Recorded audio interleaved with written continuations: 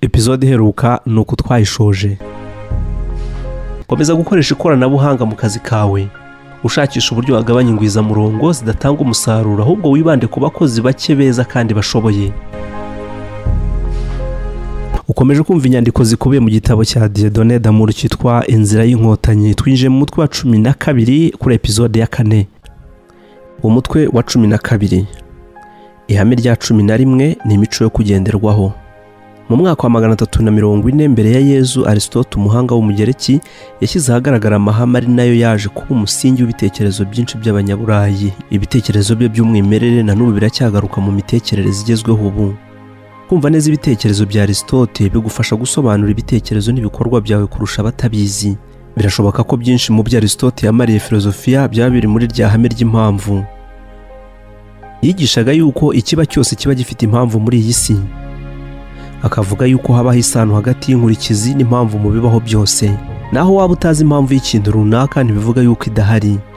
Intsinzi igihe cyose izanwa n'isano iri hagati y'impamvu n'inkurikizi, cyo bita cause effect, mu byo ukora byose cyangwa se ushaka. Noneho ibikorwa byawe bigapangwa mu buryo ugera ku cyo ushaka ugendeye kuri rya hame. Intego nyamukuru. Aho Aristote abera igitangaza nuko yanzura avuga ko ubuzima bw'umuntu bugomba kugira intego, bugamije kugera kuri iyo ntego cyangwa se umusaruro ku buryo runaka. Avuga yuko icyo ukora cyose uba ufite impamvu, kandi nyuma y'intego nto cyangwa se iciriritse haba hihishe intego nkuru uharanira kugeraho. Aristote niwe wavuze bwa mbere ko intego nyamukuru y'umuntu wese ari ugushaka umunezero. Nk'ubu ugize uti ndashaka akazi keza. Kuki ushaka akazi keza se? Kugira ngo mbone umushahara mwiza. Noneho uwukoresha iki se? Kugira ngo mbone amafaranga. Kubera iki se? Ngo ngure inzu n'imodoka mbeho neza. Kuki se? Nkabana neza n'abandi n'umuryango wanjye. Kuki se? Igisubizo cya nyuma gihora ari ukugira ngo unezerwe. Tutitaye ku byo ukora, intego nyamukuru yawe ni umunezero. Nubwo utabiha inyito imwe cyangwa se tudahuje inzira yo kubigeraho. Nuko rero ibyo ugeraho byose ugerageza gutanga ubuzima bwawe ku buryo ugera ku munezero nyakuri. Gutsindwa kwawe ni uko utabasha kugera ku munezero ushaka. Itandukaniro rimwe risa rero ni uko abantu bamwe bagera ku munezero wabo kurusha abandi. Bamwe babigeraho, abandi bikabananira. Hari abakora ibiboneye ngo bagere ku ntego bifuza, mu gihe abandi bahitamo bakanafata imyanzuro itaboneye. Abo rero birangira babayeho kandi bariho nabi cyane. Birutwa nuko batari kugira icyo bakorana mba. Ariko uko byamera kose, buri muntu aba agamije umunezero. Reka noneho turebe ku ruhare rw'umuco mu munezero. Aristote yaje kurenga ibiba mu muntu imbere, yiga uko umuntu abaho, aza kugera ku mwanzuro ukurikira. Umwiza niwe wanezerwa gusa, kandi ufite imico myiza niwe mwiza gusa. Umwiza niwe wanezerwa gusa, kandi ufite imico myiza niwe mwiza gusa.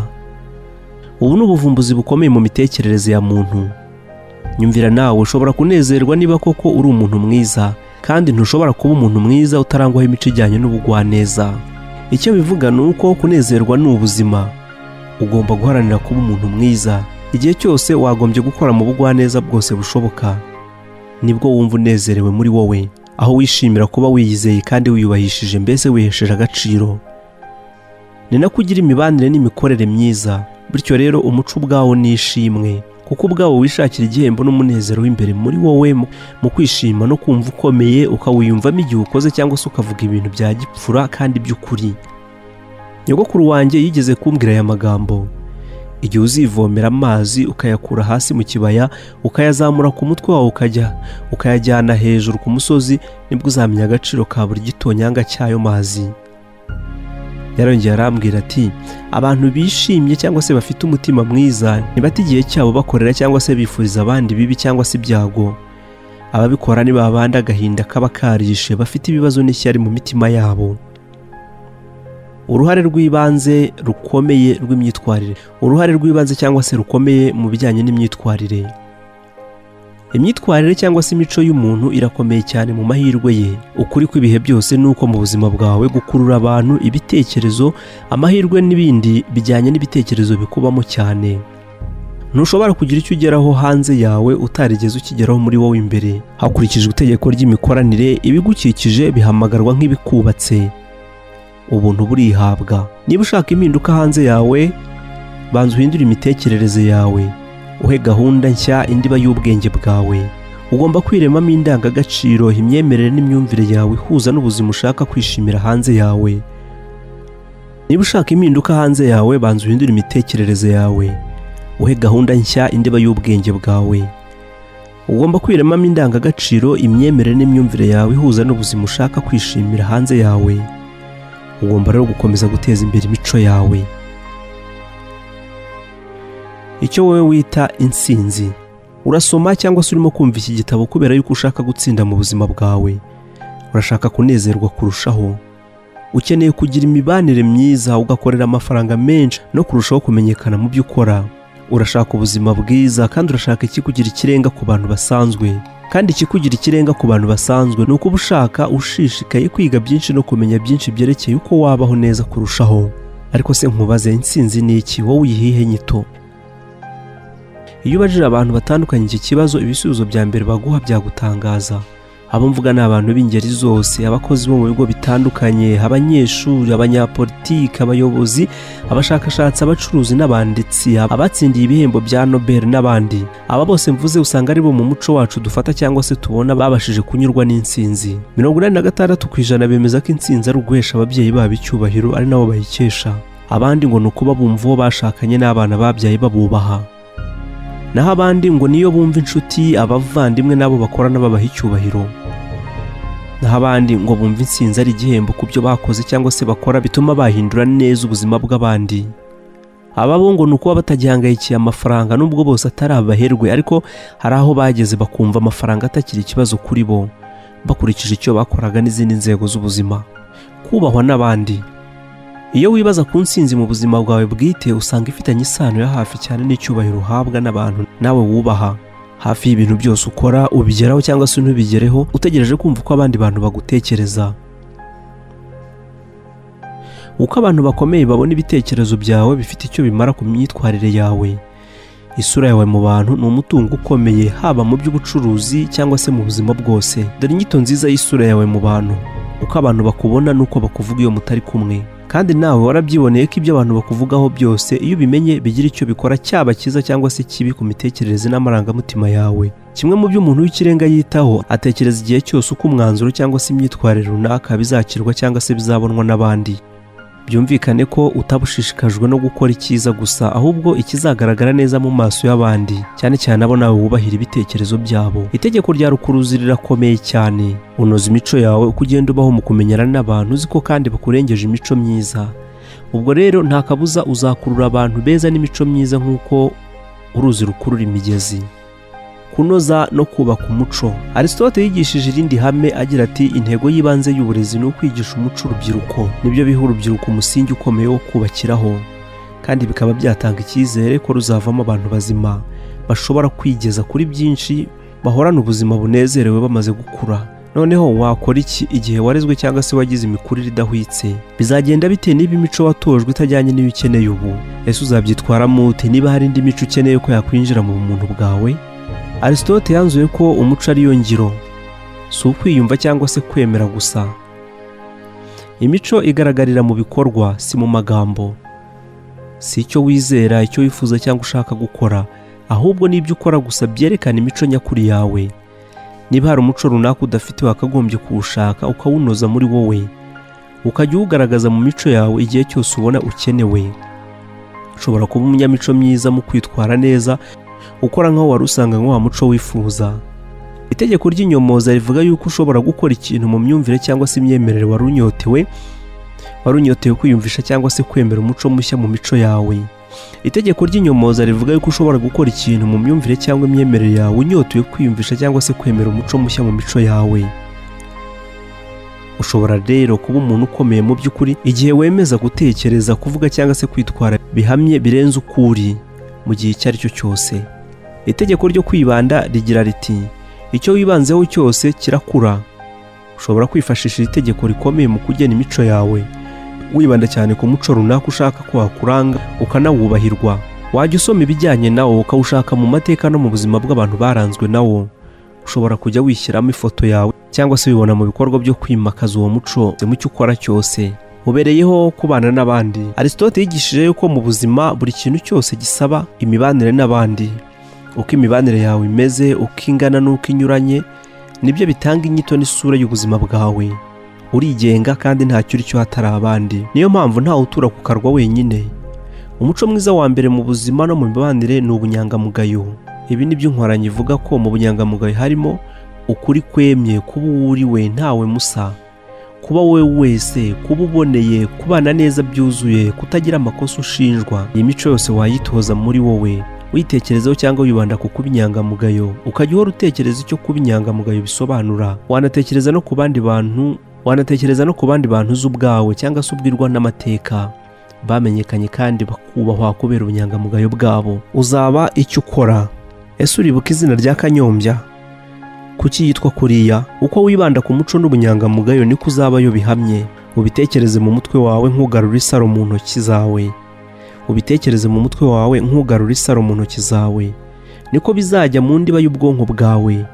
Kugomba kwitwararika, bityo uzakora nk'inyangamugayo igihe bizaba bikenewe. Uko umenyekana nk'inyangamugayo, iyo sura yawe igakwirakwira, abantu benshi bazakwizera, bahore banifuza kuba hamwe nawe, amarembo azakugururirwa. Uzatangira kubona ibyiza abanyamico mibi batigeze babona. Ubwizerane ni ipfundo mu mibanire n'abantu. Igitabo Trust cyangwa se kwizera cyanditswe na Francis Fukuyama mu 1995. Muri iki gitabo yavuze ibyavuye mu bushakashatsi bwakozwe mu bihugu byinshi, ibinyejana byinshi. Buri kimwe muri ibyo bihugu cyasuzumwaga hashingiye ku bwizerane buri hagati y'ababituye. Fukuyama avuga yuko ibihugu bifite ubwizerane bwinshi mu baturage babyo aribyo bitunze kandi bitanga amahirwe menshi yo gukira ku baturage benshi. Ibihugu birangwa n'ubwizerane buke mu baturage birakennye kandi ntibitera imbere. Impamvu ni iyihe? Biragaragara yuko ubwizerane bwinshi mu bantu mu gihugu runaka habamo ubucuruzi kandi bukagenda, ubukungu bukiyongera, iterambere n'umudendezo bikaza vuba, kuko leta n'abacuruzi nabo baba bizeranye. Naho iyo nta bwizerane buhari, ruswa n'ubuhemu biriganza. Abantu baseta ibirenge mu gushora no kugira amafaranga yabo mu gihugu nk'icyo. Ibihugu birimo ubwizerane buke bigwiza imitungo mu mabanki yo hanze nko mu Busuwisi ndetse n'ahandi. Muri iki gihe amafaranga menshi ava mu nkunga z'amahanga ajya mu bihugu bikennye bimwe bifite ubwizerane buke mu baturage, bihita biyagarura bakayashyira ku makonti bwite y'abayobozi babyo. Ntibaba bizeye ko ayo mafaranga yakoreshwa neza mu gihugu. Bakeneye abayobozi cyane cyane kubera ko abantu bameze nk'abo baba bagomba kuyakoresha. Ni nako bigenda mu mibanire. Ipfundo ni incumbu y'ingenzi yunga imibanire n'ubwizerane. Ntibishoboka yuko twagira icyo dukora mu mibanire tubahe tutizera abandi. Imibanire yimbitse yose ishingira ku bwizerane n'ubushuti bwiza nicyo bushingiraho. Imiryango ikomeye ishingiye ku bwizerane. Muri business ndetse n'imiryango itagengwa na leta, ubwizerane nicyo kirungo cy'ingenzi gituma umuryango uhora ari umwe. Inyungu ntishoboka mu kigo kidafite uyu muco. Ikigo cyiza wakorera ni gikomeye ku muco w'ubwizerane. Mu kigo kinini buri wese mu rwego rwe yizera akanemera ibyo undi avuze nk'ukuri. Mu kigo kizima ikinyoma kimwe kirahagije ngo unyagwe akazi kawe. Abanyarwanda muri rusange baha agaciro kadasanzwe ubwizerane, kuko ntiwanagenda mu muhanda utizeye neza ko mu bisikana ari buze kugenda ku ruhande rwe rw'umuhanda. Ubwizerane rero ni ikirungo cyunga umuryango wose hamwe. Niba ubanye n'umuntu utamwizera cyangwa se nawe atakwizera, ntacyo muzubaka ngo gikomere. Umugabo agomba kugirira icyizere umugore we, ndetse n'umugore akizera umugabo we. Abakurambere bacu bavuze ko umugore ari umutima w'urugo. Niba rero ubukungu bwawe butubakiye ku kwizerana, nibutangirire mu rugo rwawe cyangwa se mu muryango wawe, bizakugora kwemeza abandi ko nabo bakugirira icyizere. Umusingi w'ubwizerane. Ubwizerane bugaragaza neza ubunyakuri. Inshuti zawe magara n'abo mugendana mu buzima bazaba arabo kubwira ukuri. Ubwende bwawe bwo kuvugisha ukuri nyako kuri wowe no ku bandi nicyo gipimo nyakuri cy'imico. Niba ubunyangamugayo ryo fatizo ry'imico, ubwo umunyakuri nibwo bwumvikana mu kugaragaza ubunyangamugayo. Niba kandi bugaragazwa n'ukuri imbere, hanze buzagaragazwa n'umurimo wakoze ndetse n'imyitwarire ihamye mu bihe ibyo ari byo byose. Ugomba kuvugisha ukuri kose kugushobokeye. Mu kazi kawe ugomba kwiyemeza kuba umunyakuri. Umunyakuri kuri wowe ubwawe. Ugomba guhora mu kuri uko ushoboye. Umuhanga mu bunyamuntu Abraham Maslow yize igihe kinini ku bantu b'ikirenga n'abatera imbere. Yasanze ikiranga abakire yavugishije ari ugukunda intego cyane no kwibwira ukuri ubwabo. Ni abanyakuri buzuye ku bijyanye n'imbaraga n'intege nke zabo nuko babayeho mu buzima. Ntibigeze bagerageza kwitwerera ibintu bitari ukuri. babagaho mu kuri bo ubwabo, bivuga ko bashoboraga no kubaho mu kuri n'abandi. Shakespeare yaranditse ati maze igisumba byose kuri wowe ubwawe wibera umunyakuri, kandi nta kiruta kwigirira ukuri wowe ubwawe. Noneho mu bihe byose nta muntu wakosereza. Irinde gukina nawe ubwawe cyangwa se gutekereza ibintu uko bitari mu isi ukwira iby'ukuri atari uko wifuza ko yamera. Uhorana ihame ry'ukuri muri byose. Jya uhora wibaza uti ukuri ni ukuhe. Umva ijwi rikuvugiramo uryizere, uvuge kandi ukora ibintu biri ukuri kuri wowe. Uzirinde gutatira ubunyangamugayo bwawe mu maherere, mu busa cyangwa se mu binyoma. Nk'uko Ralph Waldo Emerson yigeze kwandika ati uzahagarare ku bunyangamugayo bw'umutima wawe kugeza ku bwa nyuma. Nta na rimwe ugomba kwigomwa ubunyangamugayo bwawe. Bana na buri wese mu kuri. Mu bunyangamugayo ugomba kubaho mu kuri n'abantu bose mubana. Ukuri ni ubudahemuka bugomba kuba bukugaragaraho. Ntukagire imibanire irimo ikinyoma cyangwa se ngo ukore ibyo utemeranya nabyo. Ntukaganire n'abantu batari abanyakuri ngo babwire amagambo ahatse ukuri kwawe mu buzima bwawe. Imizi yo kwihagararaho kwawe no kwiyubaha ishoye kure mu mico yawe. Uko utsimbarara ku bunyangamugayo bwawe kuri wowe no ku bandi ni nako uzikunda ukaniyubaha. Uko wikunda ukaniyubaha ni nako uzakunda ukanubaha abandi nabo bagukunde banakubahe.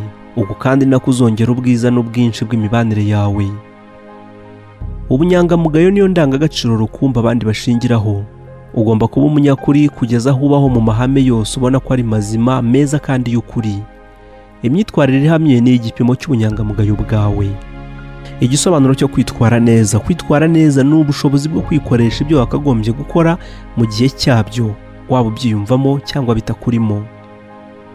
Kwitwara neza ni intwaro ikomeye mu mico y'umuntu, ku buryo uko witwara neza cyane bigira icyo bifasha ku byo ushaka kugeraho ku mbaraga. Izindi nyito zo kwitwara neza ni ukwimenya, ukifata cyangwa kwigenzura, kandi igenzura rifasha mu munezero. Wumva umerewe neza iyo ugeze aho wumva ubasha kugenzura ubuzima bwawe.